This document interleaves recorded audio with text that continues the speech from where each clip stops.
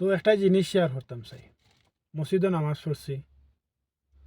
তো আমরার বাংলাদেশও মসজিদ হল সব সময় কোরআন শরীফ থাকে 3 থেকে সাড়ে 3 ফুট উপরে থাকে।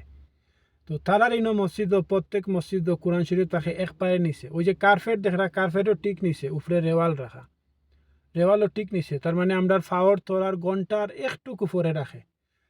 তো তারা এটারে অত সম্মান করে না যতটুকু দেখলাম। আমরা জেলা বাংলাদেশও কোরআন শরীফে সম্মান করি, উপরে রাখি, নিচে রাখি না। নিচে মানে রাখাও তো অসম্মানী, আটুর নিচে রাখা মানে তো অসম্মানী। মানে আমার যতটুকু বুঝার আমি বুঝছি, আমার যতটুকু জ্ঞান দেয় আমি ততটুকু।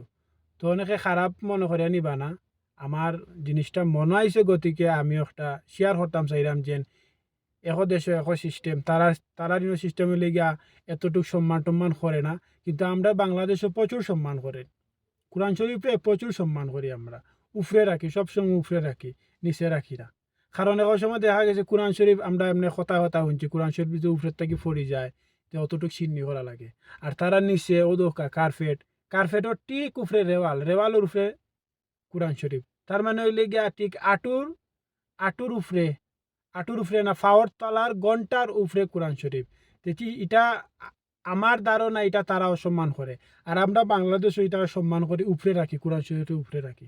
তো এটা আমার মনের মাঝে আইলো কারণে আমি কইতাম চাইরাম সবরে।